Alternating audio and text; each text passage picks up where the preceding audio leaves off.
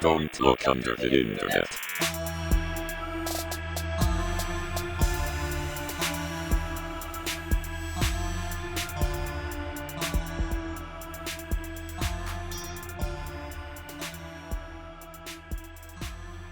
Hi, everyone. Hey. Hi everyone. So today we're gonna talk about some stuff that Mike told us to look up. On today's episode of Don't Look Under the Internet, we're going to talk about some weird things. I cannot keep that voice up. I hate it so much. Please don't. I will fall asleep. Welcome to Don't Look Under the Internet, everybody, an internet horror comedy podcast starring yours truly, Doug. Oh shit, that's me. Matt. Oh shit, that's me. Jason. Oh shit, that's you. Me. Doubt it. Oh shit, that's I doubt it. Fucking doubt Um, it, man.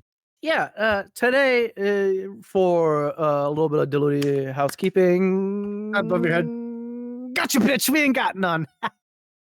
I will say This is the comments. that whole thing. There were a bunch of comments on the episode from last week, and one person pointed out on this week's episode, the last two episodes that have been like just random topics. I've been doing the description as like tonight, Mike does something, and somebody understood that it was a Top Gear reference, and I appreciate that. So thank you. it was Someone- you. Fuck you. Someone's looking out for Matt. I Yeah. appreciate that. So thanks for identifying. That's housekeeping. That counts. That counts. Yeah. We had housekeeping. That counts as housekeeping. Somebody You also fucking said that did my it. apostrophe rant means that we should do like a grinds my gears segment, and I don't know that you really want that. Okay. Maybe that could be You're like gonna a get- bonus thing on the Patreon. You're going to or get too something. many angry people. Okay, my only stipulation. It's for just that going to is turn into that we political all- ranting, is what's going to happen. We all get belligerently drunk for it though, or just like real heated about something. Next to One of Ludithon the is two. us for 12 hours It's just going things on that rants annoy and us. tangents. Yeah. Yeah. You know what else, you motherfuckers? I think that's just InfoWars. It is. That's how Yeah. they started selling fucking dude wipes. Dude, The what? man Hey, tactical wipe. you know what? You can't even mock those. I've seen those in your bathroom at one point. Oh yeah, no, they were. Hey, I'm here to tell you, everybody, don't buy them. They are not worth it. They are not for dudes. And they also They just definitely suck don't wipe. in all generalities. Got them. Well, you know They what else leave we your got? butthole dirty, Mike. Ew. We're supposed to wipe with them, man. Like- anyway, it doesn't matter. What? We're not talking about your wiping issues. This is Today, we're talking about other mysteries other than Jason's wiping. We're going to talk about mysterious things. Lack thereof. We're talking about mysterious places on Oath. Oif! not Oi. Jason's underwear. Yeah. I thought it would be interesting to make the boys find some mysterious destinations, one could say, on our little blue marble called Earth. God, I hate you. Who wants to go first? Fuck, I hate this man. I can if you want. Go for it. Okay, so it seems I might have a fascination with Japan. But that's because they have some honestly really fucking cool culture. It's some So weird last time we talked about pixelated genitalia. No, I mean, nobody also, has ever that's- identified this about Japan before. Guaranteed you're the first. None. Well, so last time we talked about Japan, or at least as in depth as I would like to, was when we talked about what was the Okiku, the hair growing doll Oh, that in was a the long Kyoto time ago. region of Japan. Oh, that was a yes. long The time ha- ago. The hairy doll. I think Junko Jinsui touched Japan for a second, but that was kind of a worldwide thing. But either way, We're gonna go to somewhere in Japan called Fushimi Inari. Now this is a shrine to a certain god in the Shinto religion. Now Inari is known as the. It's I've more been of a here. kami. You've been here? I Have have you been here. really? Mhm. You've been to the Fushimi Inari Shrine. Mhm. So this is actually known as one of the haunted shrines in dedicated to Inari. Now the reason being is locals have said that the pathways are the only things in this shrine that actually belong to humans. Everything outside of those pathways belong to whatever else might lie beyond. Now it is one of the biggest tourist attractions in this area. From what I've seen, almost all the recommendations say that you find the back entrance, which is like a 3-mile walk. So it's super popular. However, most people are there during the daytime. However, it's apparently open during the nighttime. They have tours going on. You can go visit. And one of the things that makes this shrine stand out from the rest of the Shinto shrines in Japan is the fact that it's lined, like one of the main trails is lined with like tens of thousands of these vermilion torii gates, which they straddle this network of trails between the main buildings. The trails lead out into the wooded area of the forest, and this is right by Mount Inari, which stands 233 meters and belongs to all of this belongs to a protected set of grounds to the shrine. Very back of this shrine is the entrance. Like I was saying, this is miles away from the main road. And if you go through this back entrance, the first thing you're going to see is these thousands and thousands of rows of gates. And considering this is one of the shrines of the Inari, which, depending on how you interpret it, is either to like rice, it could be to prosperity, it could be to just general well-being and successfulness.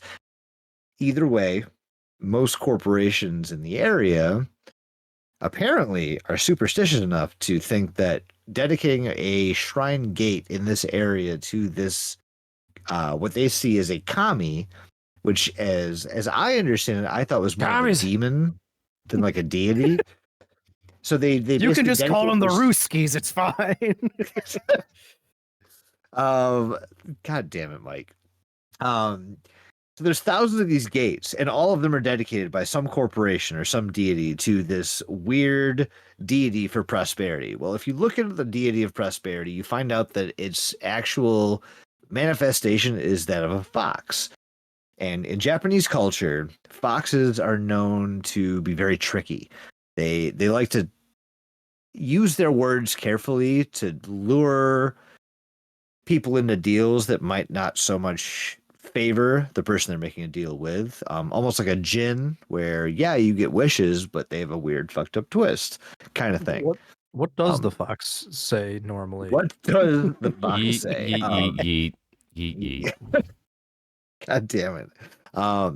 So in these are known as kitsune, and that's what these fox devilish demons are referred to. And there are hundreds of these statues all over this shrine.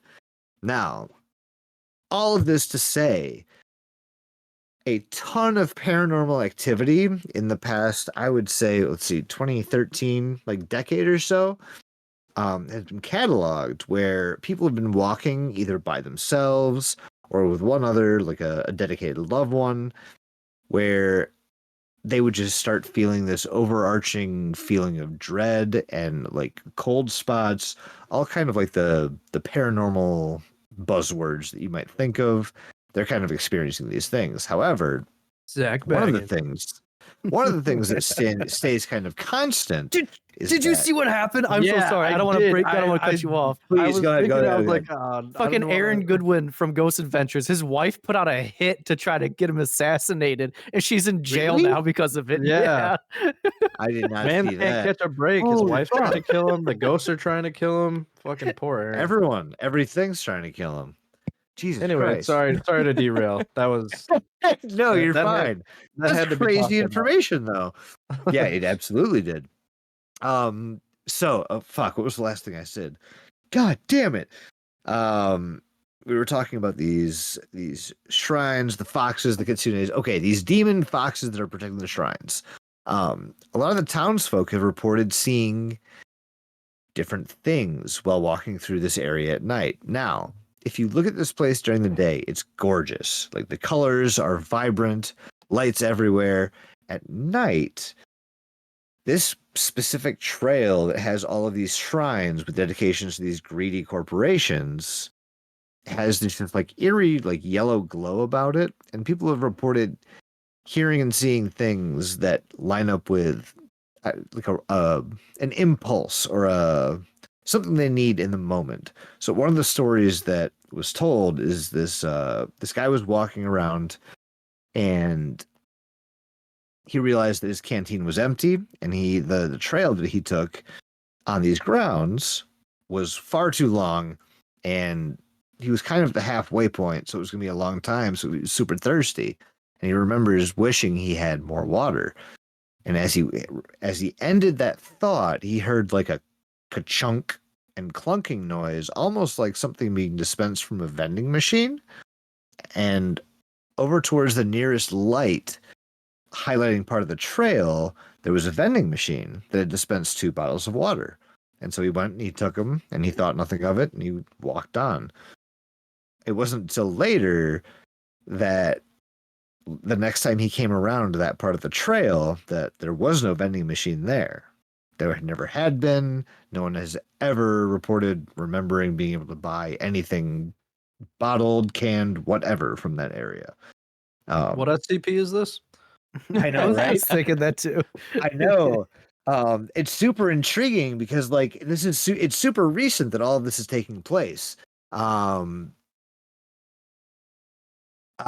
So if we look into this more, You good old man? What was that? I'm sorry. I'm just so like I am so interested by this stuff. So one thing I wanted to say is it's a little backstory on like the cultural impacts and like derivations of foxes and the kami.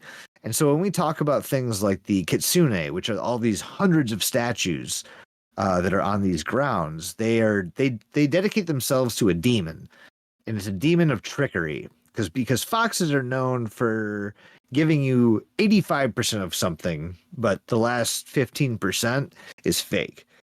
And that's kind of what that symbol means in Japan. So I'm sorry. On this shrine, is it the shrine that's haunted, or the land around it, or a both situation? Well, one of the things that have been noted is that all of the people who have recorded these weird happenings where they desire something and they get what they want on the trails of these passive shrines in this area, they've all oh my god, I'm so fucked that I smoked. What did you just ask, Mike? I'm so Yeah, sorry. what'd Oh you my do? god. I know.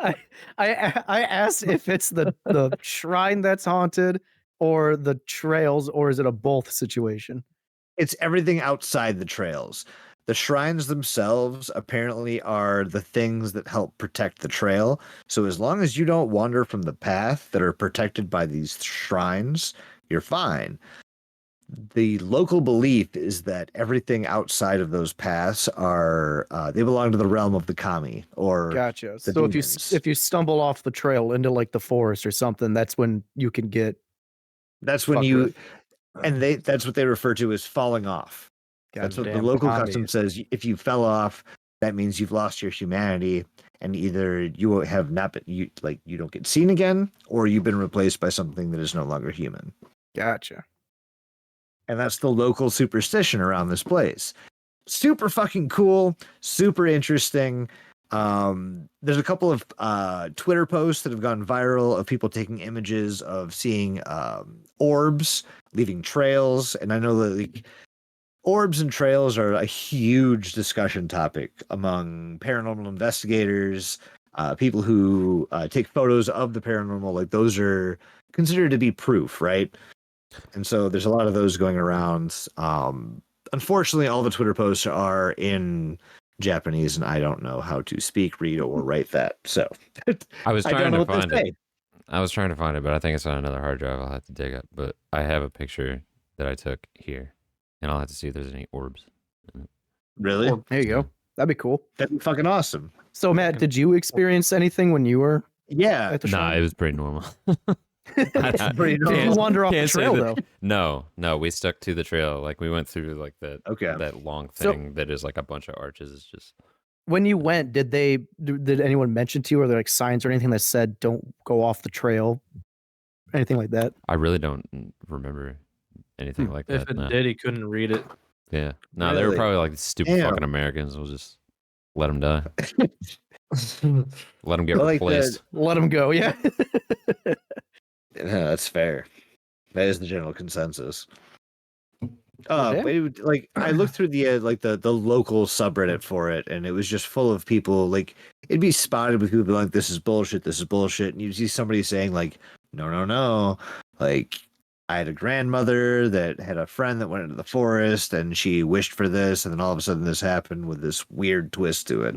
I don't know. It was super. Was cool. there any twist to that vending machine story, or is it just that there is no vending machine there anymore? That was like the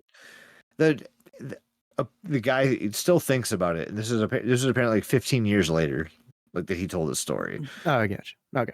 So I don't know if the catch was that like I take up space in your brain now. Like that's a shitty twist. The But catch was he thought it was take a 2 break, free bitch. water bottles, but then he went back to his house and he was missing like $1.50 from his Right. dresser drawer.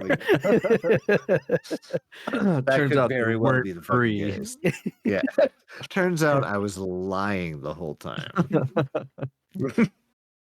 All right. Do you have more to add to it, or is that your story? So this is a super interesting, weird, creepy place that I found, and super I cool dig. that you've been there, Matt. Yeah, I Sucks that you don't. didn't see a weird thing. I don't Small remember world. that much about this, but I mean, we went to Kyoto, and this was one of the things. I mean, they're super impressive.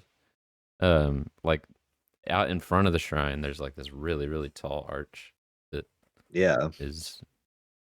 It's neato. What's- I don't. Nothing crazy happened, but it's neato. What's up, gamers? I'm here at the archway, and I'm gonna go off into the wild to see if I come across any ghosts. Come with me to the Nether Realm. And then he just fucks off and dies. Wouldn't that be That's- exciting? I need Mr. Beast to do that.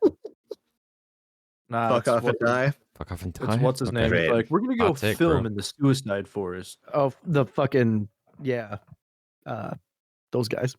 Yeah, The big Paul, one of the Paul. Pauls. Yeah. I don't ever remember which one is which. I don't. Yeah, they're both just Paul. I hear last name Paul, and I go, I probably don't care. Hardly know her.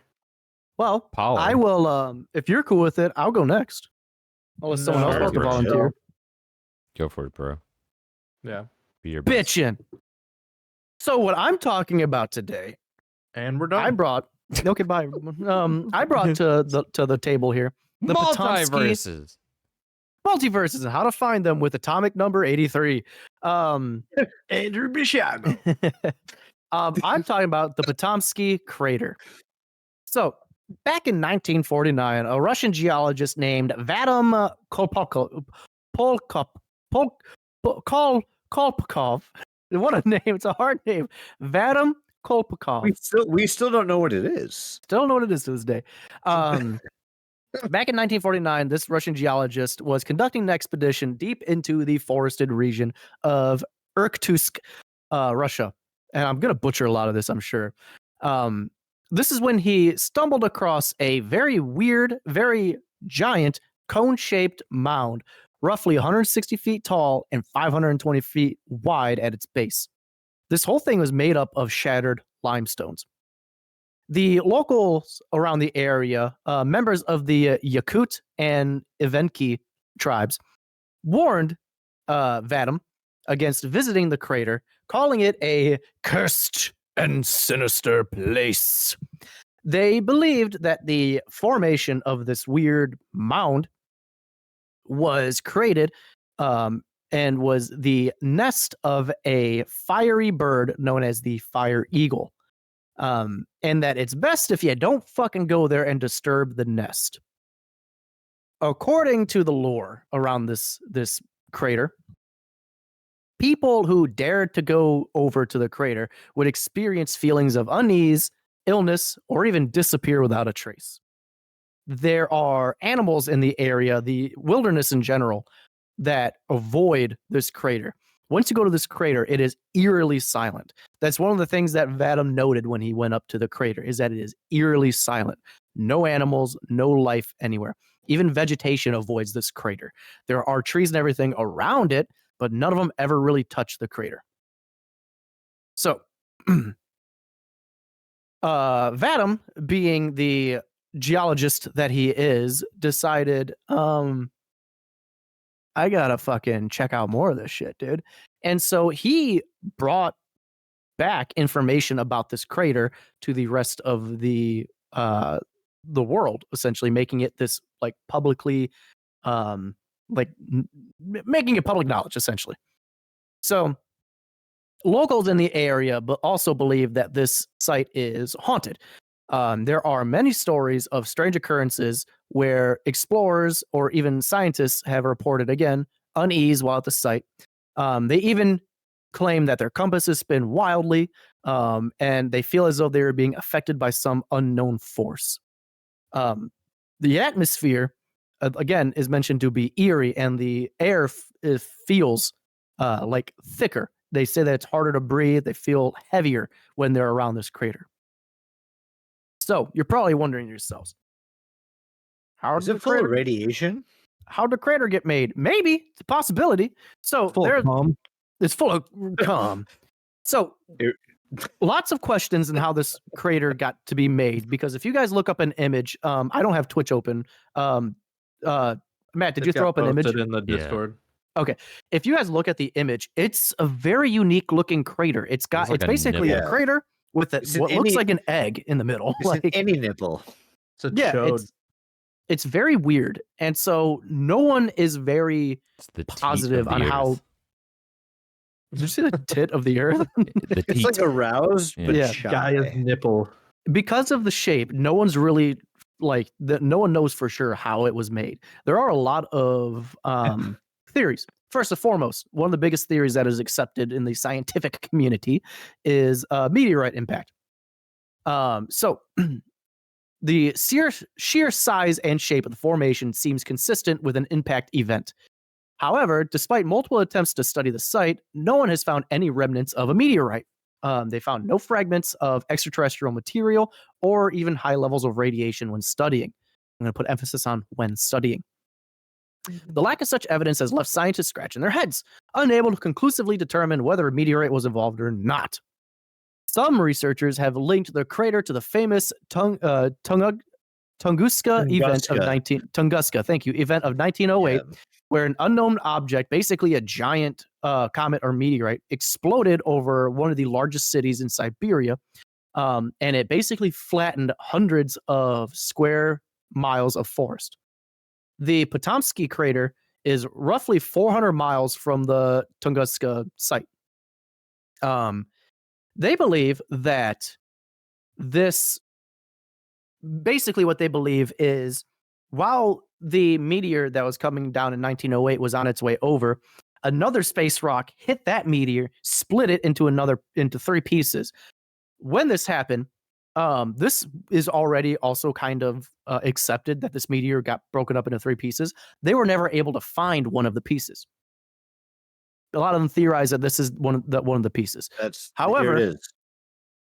Yeah. However, again, this doesn't explain how this crater is shaped the way it does. If something impacted, it's not going to have this weird egg mound in the middle of it. That doesn't make any sense. So another theory that is going by is volcanic activity. Some believe that the Potomsky crater might be the result of some volcanic activity. Its structure, with the cone shape and a smaller central dome, does resemble certain volcanic formations. However, the region where the crater is located isn't known for any volcanic history, and no volcanic material was found on site of the crater. So, kind of rules out the volcanic crater theory. Another theory is UFOs and aliens. Baby, of course, we had to get to them eventually. It was only a matter of fucking time. So, some believe that the crater is a result of an alien spacecraft crash landing in the Siberian wilderness. The quote-unquote fire eagle of the legends has even been interpreted by some as a poetic description of a fiery UFO coming down from the sky. The lack of clear scientific evidence, and combined with the crater's remote location, has allowed for these wacky and kooky theories to come up. That also, the UFO thing might also explain the weird illnesses and the radioactivity that was found at one point there. At a lot of UFO sites where UFOs have either abducted people or left marks on the earth, they do find significant amounts of radiation in the surrounding areas. So that does help lead to that theory as well. There are other theories of secret government experiments, with some suggesting that the crater may be the result of tests conducted during the Cold War. According to these theorists, the strange readings reported by explorers, such as magnetic disturbances, could be the lingering effects of some sort of military test or weapon. However, there is no concrete evidence to support these claims. The final theory is a natural geological phenomenon. So, in the most recent years of figuring out what the fuck the Potomsky crater is, some have suggested that the crater would be the result of a natural but unusual geological process, such as the gradual accumulation of gases that eventually cause an explosion beneath the surface. This could explain the shape and size of the crater, as well as the absence of typical impact debris. However, this explanation is yet to be definitively proven. So essentially what they say, it happens very rarely. I think it's only happened a couple times in our known history, but there are these pockets of gas where a sort of like fission or like a fusion reaction can occur, causing an explosion to happen, and this pocket of gas does explode. They think something like that could have happened, and that would cause the crater that we see, the initial impact crater, and that little bubble is basically like the gas trying to leave, and it's expanding the rock and everything up with it. There are a few oddities that go with this as well. First and foremost, in relative recent years, trying to figure out what the fuck is going on, some scientists decided they were going to test the trees and the plant life in the area to see if they could find anything that might be out of the ordinary that might explain what the fuck this crater is. Upon testing, they discovered a couple things. One, they discovered that the foliage in the area around the crater is roughly about 300 years old. So they're putting the Potomsky crater at roughly about that age as well, because if something came down and impacted in that area, it is going to affect the plant life and pretty much destroy anything around it, causing more plant life to have to grow. So if this is 300-old plant life, in theory, this crater would be 300 years old. They tested the trees, the tree samples in this area, and they found that there is radioactive material inside of the trees. Trees were radioactive. They also found that the trees and the plant life in this area were shown to grow at a faster level than the trees outside of the area, and the plant life grew in a more like wild and tangled formation, like what you see when you introduce radiation to plants. Now, the reason, like I mentioned before, the reason that they couldn't find any radioactive material in the crater is because it is suspected that the radioactive effects have dissolved over time. In testing these trees, they noticed that it was a small amount of radiation and it was decaying. The closer they got to the crater, the less and less radioactive material they found until they eventually came across nothing at the crater. What if it was like a radioactive meteor? Because if it slammed into the ground, then all the radioactive material could have like shot out. Dispersed on impact, right? That is one of the theories, yes.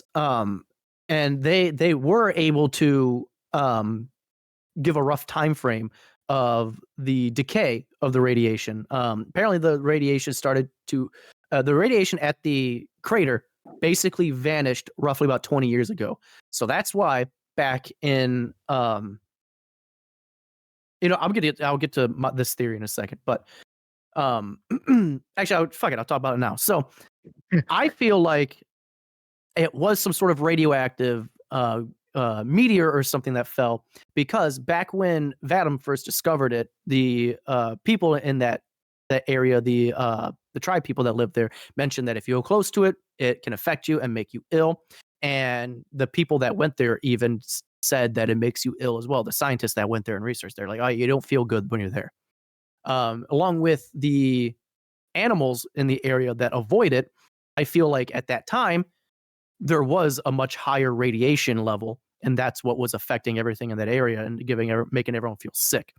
After we started having the technology to read these radiation levels a lot better, it was a little too late. Those radiation levels expired, 20 years beforehand. So it's theorized, like you said, to a radioactive meteor that came crashing down. That explains a lot of the weird shit that's going on. Another is that the fact that compasses react funny. They also notice that migratory birds often will steer clear of the crater mid-flight as they are flying over it. So you'll see a flock of birds literally go out of their fucking way to go around the crater, much like a car steering around a pothole.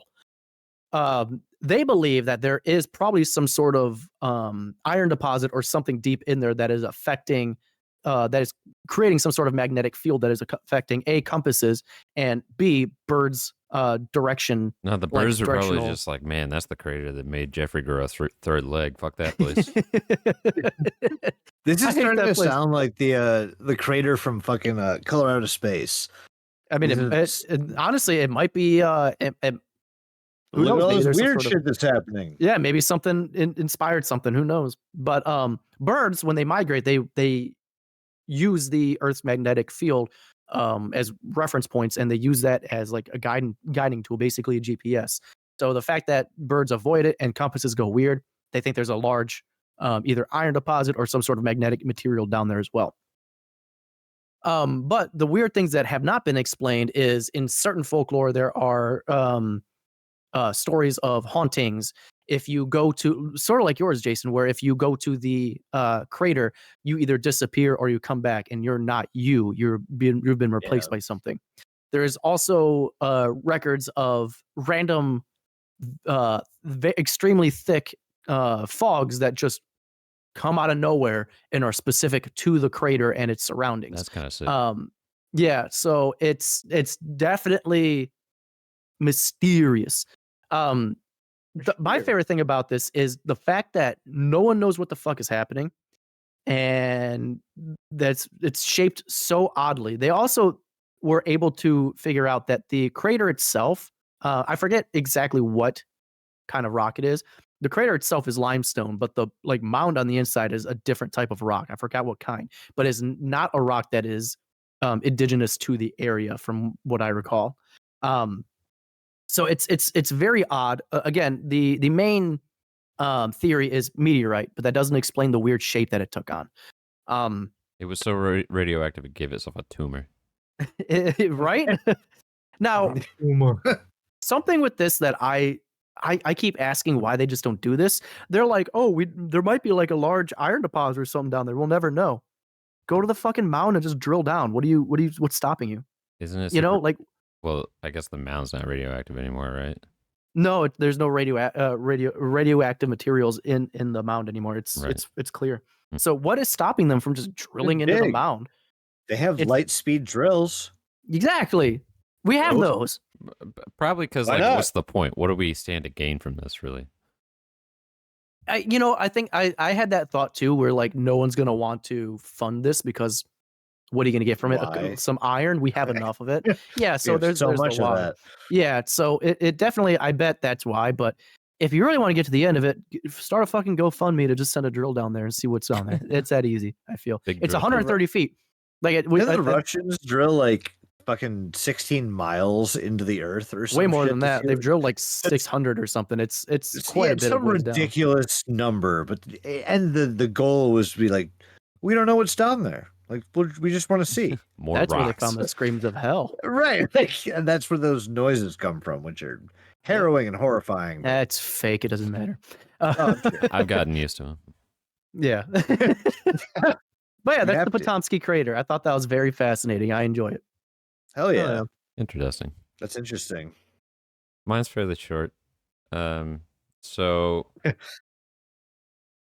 my location it's less of a location and more of a phenomena particular to a location. But mine is one you've maybe heard of before, and I'm sure at least somebody listening to this has heard of before. It's Marfa, Texas. So Marfa? Marv. So this was actually mentioned in an episode of King of the Hill. But Marfa, Texas is a small town that's about 2 square miles in West Texas that has a population of 1,788 as of 2020. The name Marfa is actually Russian for Martha. And the funny thing about Marfa is there are these lights that there is a big debate about what the source of these lights are. So basically on clear nights, there's this big open area that's like 9 miles long between Marfa and a place called Paisano Pass. And so if you look southwest, you just see these lights that move along the land, and they like kind of flicker and they move around from like side to side. And I guess these were first reported in 1883, and it was thought that they were actually Native American campfires. And so they went out and they took a look, and they couldn't find any campfire, like camps or fires or anything. There was nothing there. So that was never really explained. And then it was mentioned again in the 50s, and nobody really looked into it. But the weird thing is, like, apparently off in the distance here, there is nothing directly in the location that you look at. Like, you look southwest and it's just completely empty space. It's not like there's like lights on the other side of this or anything. It's just empty space. And so this went on for a while. There is actually a Marfa Lights Festival that I guess they hold every year. And a few different explanations for this have come up over the years. There's a guy named Brian Dunning who said that he thinks that the likeliest explanation for this is that it's some sort of mirage that's caused by the crazy fluctuations in heat that happen here, because it's desert, but it's also at a really high elevation, so the temperature can fluctuate wildly. At night, it can get like 50 degrees colder than it is during the day. So something about the air, like the different temperatures of air hitting each other, creates lights or something. Like I don't know. Yeah. In 2000, Swamp gas. What? Oh, swamp gas. It's swamp gas. Yeah, that's what it is. From Maybe. Venus. Yeah. From the swamp that's in the desert. Yes, the swamp. Desert gas. In May of 2004, a group from the Society of Physics. So this is what everybody thinks is like the most credible answer to this, but we'll see what you guys think. So in May of 2004, a group from the Society of Physics students at the University of Texas at Dallas spent 4 days investigating these lights, and they recorded them. They recorded the lights, and they recorded a view of a highway that is slightly off set from where you would actually be looking to see these lights. And they monitored them. It's US Highway 67.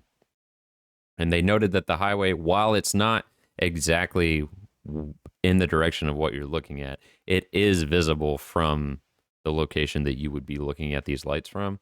So they recorded the traffic and they recorded these lights, and they determined that the frequency of lights southwest of the view park correlates with the frequency of vehicle traffic on US 67. And then they said that the motion of the observed lights was in a straight line, which corresponded to US 67. So, like, I guess if you're looking in that direction, like it's like a refraction of light. Is what you're right. saying. That's essentially what they're saying. Yeah, The headlights from the cars are hitting the heat in a Or way something to like make it that. refract or something. How does that explain the 1850s? I was Right, going to that's say, and what that's I'm been getting- going on for how long? Thank you for just doing the rest of my thing, Jason. I appreciate it. Yes. Um, I'm so sorry. they said when the group parked. I'm into it though. I'm into it. When the group parked a vehicle on US 67 and flashed its headlights, this was visible from the view park and appeared to be one of these Marfa lights. And then they said that a car passing a parked vehicle appeared as one Marfa light passing another at the view park. So yes, that's the theory, is that essentially something about the heat or whatever is causing the lights from the traffic to reflect back from a different direction towards the view park. But as Mike stated, how does that explain that these initially appeared apparently in the 1880s? Right.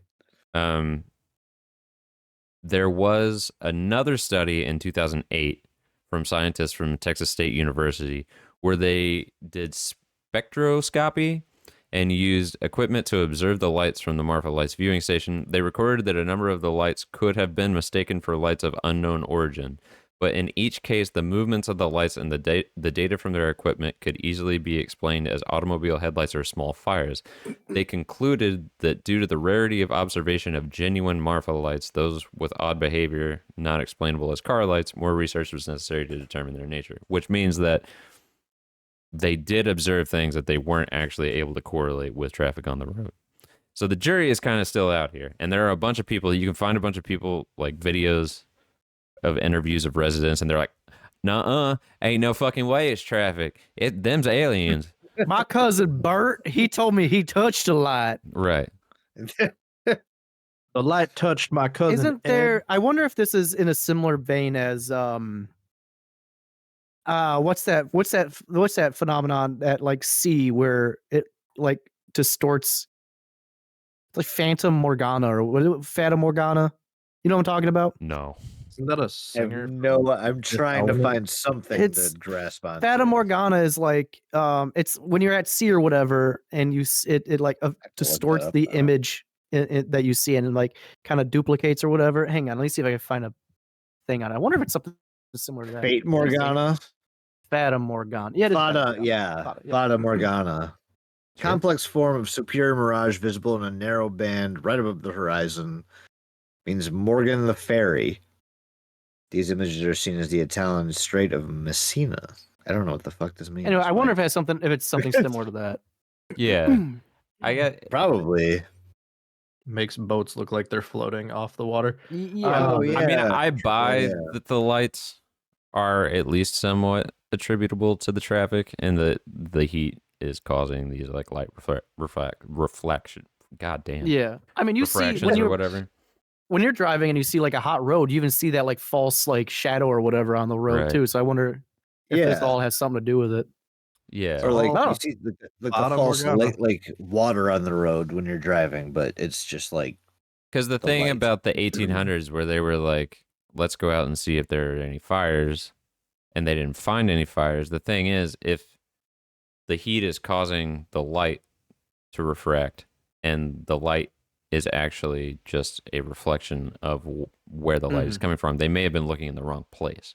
Like there Yeah. could have been fires ooh, off fair. towards where the highway is now, and then they were just seeing the refraction. In So maybe that's always been like a highly traveled road area. Like that'd be kind of cool. in your research of this topic, Bartholomew. Yeah, No. the one, the Did deep, you- extensive. Did checked you out by library chance books and everything. did you by chance like did you have come across where like they know exactly where like these lights are coming from? Like they can view it from where they are. They're like, oh, that's coming from like 14 miles at this location. Like, can you drive up to where these lights allegedly are coming from? Does it say it all? Oh, you mean like if you were to see a light, like would you be able to approach it? Is that what Yeah, you're because saying? because my question is like, if the mystery is what these lights are and where they're coming from, Mm. why wouldn't they on like? Because I'm sorry, did you say how often this occurs? Every night. Every night. Or, well, Okay, on so clear nights where it's not foggy. so- on every clear night, they're viewing. Let's say you're viewing it from like 10 miles away, like Mhm. you said, on this like patch of land, or like I'm sitting right here, I'm Right. looking at it. It's 10 miles away. Why don't you just send a guy 10 miles forward to where these lights are coming from and see what he sees? Because he would say it's 10 miles in front of him. Well, Okay, then send the another lights person 10 move miles farther. and they appear and disappear really quickly. That's part of it. But if it's a reoccurring thing, you can. But yeah, keep you could just send a testing. person out there and just be like, Yeah. hey. Yeah. And it's a Right. reoccurring thing. So every night you could be like, oh, I don't see anything here. Go farther. Go What a- farther. What a go phenomenal question, Mike. I love that Mike's like, why not science? Yeah. Why aren't you Why not science just take a guys? drive? Just- Road trip to the lights. Take a fucking drone and fly just it go up. put your face near it. But yeah, yeah, take a drone. I think the idea is that these lights are only visible from this platform that you're supposed to view them on. There's Hmm. something about the angle that you view them because they have Mm. a dedicated viewing spot for the lights that you stand in. Mm. It's just cool. a carbon monoxide deposit, and you just trip really hard when you Just stand there. fucking seeing shit. Isn't that from a show or something? No, What? last time we did the Reddit stories, I talked about the guy who had CO2 poisoning. Yeah. No, Sticky it's notes, from man. The Simpsons. It's from The Simpsons. There's like they're like praying to some altar or something, and like underneath it is a hose that is like has like a carbon just monoxide CO leak. Yeah. Yeah, so when they go up to pray, everyone has Yeah. like a stroke, Yes. but they see visions and they're like, Mm. it's a sign from God. It's this. That's what Right. this is. No, There is I know also a exactly, Simpsons yeah. episode that mentions this, apparently. Oh shit. Is there, well, I mean, Yeah. that makes sense. That shouldn't be surprising anymore. Well, dibba dang, dibba dog, dibba dibba dope. Well, do you have anything else to touch on it, Moot Tholomew? No, that's all I got. Lights. Well, That's very super cool. Douglas, what do you have? I love shit Um, like that. So I picked one I feel like is probably fairly well known, but I'm not sure. I wanted to touch on it because I thought it's just neat and kind of a cool piece of That's pretty neat. just history, I guess. I It's just pretty think it's neat. I'm gonna talk about Pennsylvania, more specifically Centralia. Super weird state. Hell yes. Hell Um, yes. So, for those of you who are not familiar with Centralia, let me give you a little background. It's a small coal mining town that was founded in about the early mid 1800s, and it thrived because it had very rich coal deposits, underneath it. And the town grew as mining operations expanded, and they reached like a peak population of about like 2,700 residents. Now, Centralia's fate changed dramatically in like the 1960s when an underground mine fire started beneath the town. And basically, over the following decade, toxic gases, sinkholes, dangerous ground temperatures made the town increasingly uninhabitable. And by the 1980s, efforts to extinguish the fire had failed. So keep in mind, that's like 20 years already of just a fire burning underneath the It's town. on fire. That they cannot put out. So the government began relocating residents, and in 1992, Pennsylvania ends up claiming eminent domain over the town and forcing most of the remaining population to leave. In 2002, the zip code was officially revoked, and by 2010, only a handful of residents actually remained there. And today, it's largely abandoned. There's a few buildings and streets still, accessible, and the fire continues to burn underground to this day, and it's probably going to burn for another 250 plus years. So I don't know. I think It's it's like the coal really kind keeps of crazy. feeding it, basically. Is It's it? insane. Yeah, so I'll go into a little bit more, but basically, this town was built over the top of giant, just caverns of like coal mines, and there's a few theories on how they think the fire began. So the first theory, which is probably the most like well-regarded theory, is that a landfill cleanup fire happened. So on May 27, 1962, Centralia Borough Council authorized volunteer firefighters to clean up the town landfill, basically located in an abandoned strip mine near a road that no one knows, and it's very specific. But they ignited the dump to reduce volume, which is obviously a common practice. And basically what they think happened was that the pit that they were burning the trash in wasn't quite like filled, and it was penetrated by the fire and ended up making its way underground into the labyrinth of abandoned coal mines and basically just set everything on fire like a one giant fuse essentially. Another theory suggests that the fire started a day earlier when a trash hauler dumped hot ash or coal from someone's coal burners into the pit, and kind of the same idea. There's a clay barrier between the trash, the pit, and the underground, and it just got rid of the clay barrier and just ignited all the coal underneath the pit. Oh, sick! You So- can fly there for only $420. That's nice. Only Oh, $420. Yeah. Round trip or one way? Yeah. Yeah. One way, the plane just melts when it hits the tarmac. Just says good luck on Um, the other ticket. Oof. The third theory suggests that this is actually a fire that had started in 1932 called the Bast Colliery Fire, which I guess had never been extinguished and just had been slowly burning underground, eventually hitting the area where the coal mines started in 1962. This is widely disputed, though, by the miners who worked in the landfill and the mines, as they were like, yeah, there was never any underground fire until now. So that one seems pretty off kilter for what we're talking about here. But Centralia is really crazy. So I watched a few documentaries on it. For the little amount of information that you really need to know about Centralia, there's like a bunch of like 2-hour documentaries, which I didn't watch all of because, I mean, Because it's there's not a Saluti. whole lot to it.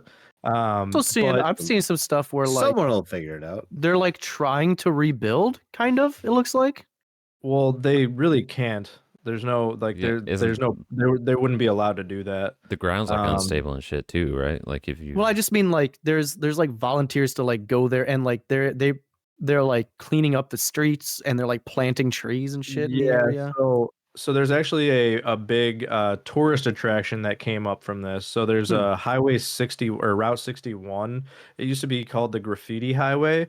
So once the town once the town got basically abandoned, people just started just doing giant graffiti along this whole stretch of highway. But in 2020, the fucking government came and dumped dirt all over it so that people wouldn't come there. But yeah, some fun it's the most facts about Fallout looking shit I've ever seen. Someone said it's Yeah, it's the geez. real life Silent Hill, and I'm like, ooh, that's Yes, fun. I'm That's- pretty I was sure. gonna I was ask. gonna say. I I was think. just about to say that. Yeah, Silent Hill. Yeah, I was gonna ask inspired Doug by if he had this, any pop yeah. culture references going on. Yeah, so this, not to be confused with the game, this is the inspiration for the movie. No. Yeah. So this inspired the Silent Hill like setting in the movie, because it basically, when the fire started, like it was just like raining ash and like it was just like a black cloud that lived over the city for a while. But like the ground gets so hot that there's just like sinkholes can appear almost anywhere at any time because of like the volatility underneath the ground. And there's like literally 4 people that fucking live in this town now. One of the documentaries that I did watch, these guys were like basically driving around trying to find people to interview, and then of course they finally do find a guy to interview, and he's like fucking racist as hell and like one of Oh, the yeah. only 4 guys in the town, so it's just like sick. I don't care for it when black people show up in my town that's burning. Wow, it sounds like you watched This is the on fucking fire. documentary, Matt. And that but person yeah. is John Fetterman, Pennsylvania senator. Oh, But, my God. Yeah, one of the other like popular things that people go and visit is there's like a church that still remains there. It's the St. Mary's Ukrainian Catholic Church, and it sits on this hill up on this like there's like it's like literally like perfectly on the top of this little hill where the like the road kind of goes around it. And if I you've seen love the Silent Hill movie, and you're like, yeah, I'm like, yeah, I I do know too. exactly what you're talking about. Yeah, it's fucking it's wild. But yeah, the ground at any point, like I said, can create sinkholes, but it's because the ground is like in most places like 900 degrees Fahrenheit. So like Jesus. not only did like basically you just like you can't inhabit this place, and I don't even know why these four people like even live there because there's so much like I think it's like I forget what's coming up, but there's so much noxious gas and like shit that just seeps through everyone's houses that it's just like it doesn't make sense. And like, of course, I guess it makes sense why this guy sounded like a fucking loony guy 'Cause when he they were was. talking to him. He's been but, breathing the gases. He's been Yeah, breathing just- mercury for 2 years. Yeah. I don't know. It's just really crazy. Like I never like these are the things that like are real and true life. Like there's just oh yeah, Centralia, the town that's just on fire for the next 250 years. It's just Whoops. there. Okay, Whoops. guess we'll avoid that. But yeah, Jesus Christ. that's really all I have on it. Short and sweet. I just thought it was a cool piece of U.S. history that was interesting and kind of strange, and yeah, just goes to show how the fuckery of things can be. Flint, Michigan is Would not the only you- terror that exists. Yeah, That is pretty cool and creepy. I wonder how That like is really fucking cool. the fact that it's going to be burning for at least another 250 years. yeah, That coal deposit must be fucking enormous then. That's why they built a town there. yeah. Yeah, but I mean like that's an amount where I don't even think they probably were able to fathom that back then. You know what I mean? I mean, they probably didn't they realize probably it when did they fathom started. it. That's why they built the town. They were like, "Damn, I hope there's a lot of fucking coal here." I Damn, wonder it's all on too. fire. I mean, this probably sounds stupid, but why not like try to get some of that coal? You know, I know like there's They- shit they burning, but it's still- not like all of it's still do. burning. Just send some kids in Okay. there, just like you got this. Yeah, just like Give 'em scrape some off the gas top, masks. you know? Yeah, there's I think it's Mount Carmel is like the town over, and by town over it's a pretty good ways away, but that whole area is really big on coal, and like like the town itself 2700 isn't really that big of a town to begin with, right? When we think of like places that we're familiar with. But a lot of the people there make their living now even on coal. Like that's their thing, you know, like that's how The whole they thing. make That's how their Appalachia, economy buddy. is. Yeah. Appalachia. Appalachia. But Apple Land. yeah, it is crazy to think that this place will still be on fire long after we exist. Long after Mike's kids are dead. Yeah. Well, that's not. I Harry don't like Truman, that. Doris Day, Red China, Johnny Ray. I mean, I would hope. I mean, you don't want your kids to live forever, do you? My We Amelia's didn't start the immortal. fire. As the late Space Ghost said, I was dead long before you were born, and I'll be dead long before you die. Well, how long was this episode? How long did we go for? Do you know? Do you know? I never stopped About an recording, hour so- and 10. I can show you in a second. 57 minutes. Hell yeah, let's cap it off. All right, everybody. Well, thanks for joining us on this wacky episode. I hope you have a nice, blessed rest of your day. Look us up on all your socials. We're either DelutiPod or Don't Look on the Internet. Give us a rating on Spotify. That'd be dope. And then We're almost at 1,000. We're almost at 1,000, dude. And then I also want you to either go to patreon.com/DelutiPod or Deluti.com and become, subscribe if you feel you want to. Chuck in whatever you feel you can and want to, and we would appreciate it. If you go to a town that's on fire, make sure them lips are on fire because I'm gonna be kissing them. I didn't really. Make whatever. sure What to- else we got there? I didn't like that. What else do we got? Jason, you go. Get me out of here. Stay fucking paranoid of that whole scenario that was just unveiled in front of our eyes. Don't let that happen. Doug. Hide your peens and beans from Mike. That's about all I got. They're scared. Mort. And his hot lips. What? Moot. Mort. Moot. I work Morty. in the mortuary and Bob's Burgers and dead bodies and I don't know. It's beautiful. I love it. Yeah. And bye, Oh, but- everybody. Have a And day. we love you.